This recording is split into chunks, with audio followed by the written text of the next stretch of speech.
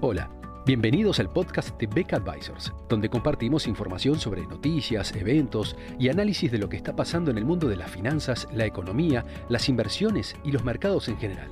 Todas las semanas, un nuevo episodio con diferentes protagonistas de nuestro equipo o invitados especiales. En Beck Advisors, nuestro objetivo es acercar a nuestros clientes las alternativas más convenientes para lograr sus objetivos financieros.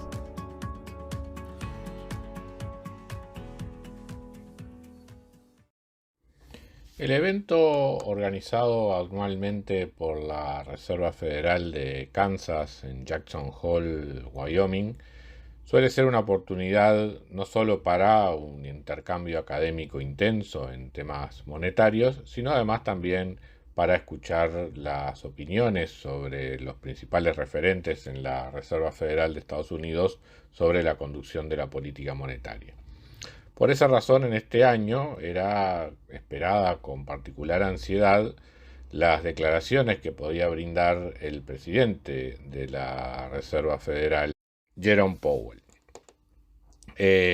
La conferencia realizada el pasado viernes 27 llevó en general tranquilidad a los mercados, básicamente porque el mensaje fue: más allá de que la Reserva Federal comience un programa de reducción en la compra de bonos estatales, lo que se conoce habitualmente en la jerga financiera como el tapering, eso puede no implicar o no necesariamente implica cambios inmediatos en la tasa de interés por parte de la política monetaria norteamericana. Bueno, uno puede preguntarse cómo es posible si la Reserva Federal reduce su programa de compra de bonos estatales y en consecuencia eventualmente reduce el ritmo de emisión, cómo es posible que eso no tenga impacto sobre la tasa de interés de política monetaria.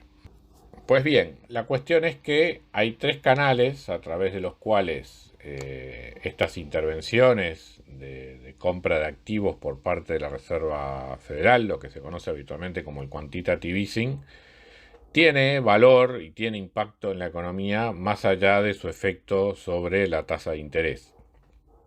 Esos canales podremos agruparlos básicamente en tres.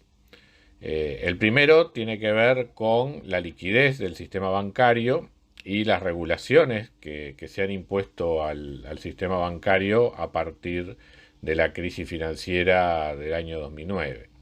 El segundo, que lo vamos a ignorar en este podcast, tiene que ver con las señales y la guía que hace la Reserva Federal sobre la conducción y el futuro de la política monetaria, o sea, cómo influye sobre las expectativas y sobre la formación de las tasas de interés los anuncios de la Reserva Federal. Ese es un aspecto que hoy no vamos a tocar. Y el tercero tiene que ver con el financiamiento del déficit fiscal en los Estados Unidos.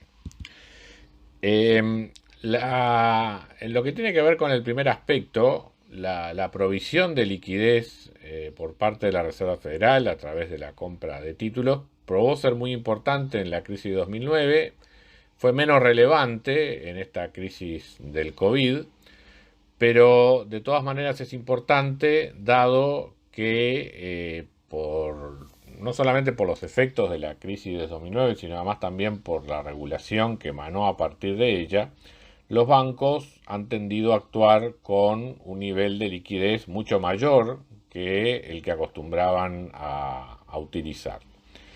Y por eso, digamos, tener un mayor nivel de liquidez en las instituciones financieras pasó a ser un activo importante en la gestión de estas instituciones. Imaginen ustedes, es algo así como tener una reja o una cerca eléctrica, digamos, en una propiedad para protegerse de los delincuentes. Estéticamente tiene un efecto negativo, funcionalmente probablemente no contribuye en nada. Su única razón de ser es proteger el ingreso de extraños a la propiedad. Bueno, los excesos de liquidez en el sistema bancario tienen características similares. O sea, evidentemente no aportan nada al negocio bancario, o sea, a un banco no le sirve tener una liquidez ociosa en su poder, pero los requerimientos de mayor capital y mayor liquidez que han emanado a partir de distintas regulaciones en el mundo luego de la crisis financiera hacen que justamente los bancos tengan que tener una provisión de liquidez extraordinaria adicional como contrapartida también de un patrimonio adicional. Y de esa manera, digamos, el tener un banco central que suministra esa liquidez pasa a ser un valor en sí mismo más allá de su efecto sobre la tasa de interés de mercado.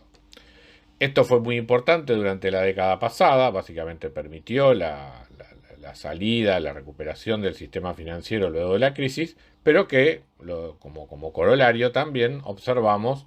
una dinámica del crédito y del impacto, digamos, de la política monetaria sobre la evolución del crédito bancario mucho menor de lo que solía ocurrir en el pasado. Eso ya no ha sido tan así en esta crisis del COVID, en la cual los bancos han reaccionado con un mayor nivel de crédito ante la mayor disponibilidad de liquidez, y eso, entre otras cosas, está en los factores que ha contribuido no solo a incrementar la demanda, sino además a tener las presiones inflacionarias que se están mostrando actualmente.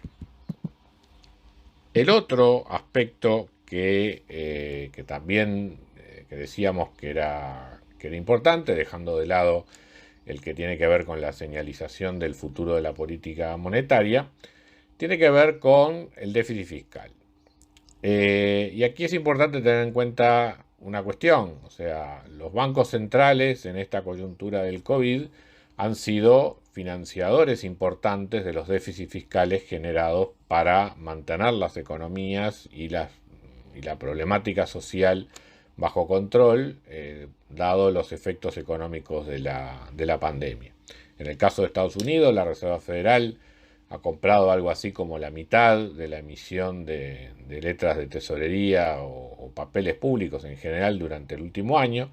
En el caso de Europa, el Banco Central Europeo ha comprado prácticamente el 100% de las emisiones de deuda de países como Italia o Grecia. De allí podemos ver la importancia que han tenido la emisión por parte de los bancos centrales en el financiamiento de los déficits públicos durante esta crisis del COVID. Y esto justamente nos lleva a poner en contexto las afirmaciones del presidente de la Reserva Federal de Estados Unidos. O sea, ¿es posible hacer una reducción en las compras de papeles estatales sin que por ello se genere una presión al alza en la tasa de interés? Bueno, ahí tienen que pasar dos cosas. Una, que el exceso de liquidez del sistema bancario y de la economía en general sustituya al Banco Central y a la Reserva Federal en la demanda de papeles públicos. Es posible que eso ocurra, o sea, de hecho, exceso de liquidez hay, pero va a encontrar un límite justamente en ese primer aspecto que señalábamos, que es la necesidad de liquidez del sistema financiero debido a problemas de regulación. Un ejemplo de la tensión que se puede vivir en ese sentido fue la suba de tasas de interés de mercado observado en septiembre del año 2019, cuando en medio de una reducción también por parte de la Reserva Federal de sus compras de papeles públicos, se dio una coyuntura de colocación de papeles públicos por parte del Tesoro norteamericano,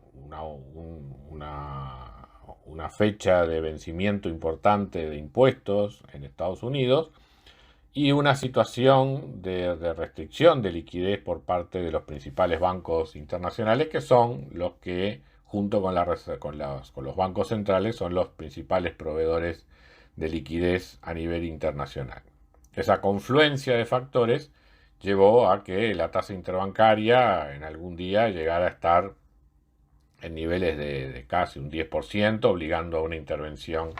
de la Reserva Federal para proveer liquidez de manera extraordinaria en una cierta ruptura, digamos, que se dio en el funcionamiento de los mercados financieros. Ese ejemplo nos muestra, digamos, lo delicado que es este proceso de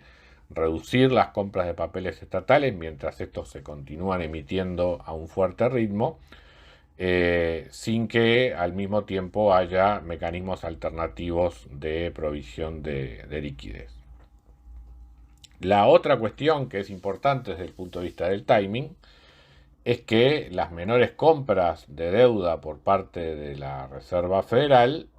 estén a su vez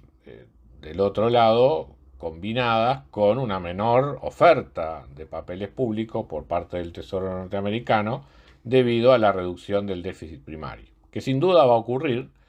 dado que con la recuperación de la economía muchos de los programas de apoyo a distintos sectores de la población también se van a ir reduciendo, contribuyendo de esa manera a una mejora en las finanzas públicas norteamericanas y a una reducción en el déficit.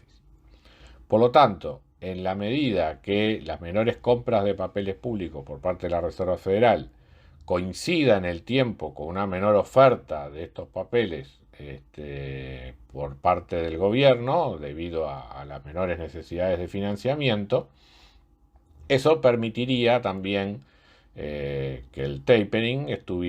se pudiera ir dando sin presiones adicionales sobre la tasa de interés y de esa manera mantener la tasa de política monetaria en los niveles que la Reserva Federal lo está viendo actualmente. Por lo tanto, resumiendo, digamos, de estos tres factores, que como dijimos íbamos a analizar solo dos, tanto lo que tiene que ver con el manejo de la liquidez de los bancos, como en lo que tiene que ver con las necesidades de financiamiento del sector público, esta reducción de compra de bonos por parte de la Reserva Federal va a tener que tener un timing muy afinado, y ciertamente puede haber situaciones de tensión en los mercados en los próximos meses debido a ello. Muchas gracias a todos por escuchar otro episodio del podcast de Beck Advisors. Te invitamos a compartir este podcast con tus amigos, colegas, dejarnos tus comentarios o reviews y seguirnos en nuestras redes sociales Instagram, Twitter, LinkedIn y también nuestro canal de YouTube. Visítanos en nuestro sitio web beckadvisors.com para leer nuestros informes, reportes y conocer más sobre nosotros. Hasta una próxima entrega y muchas gracias.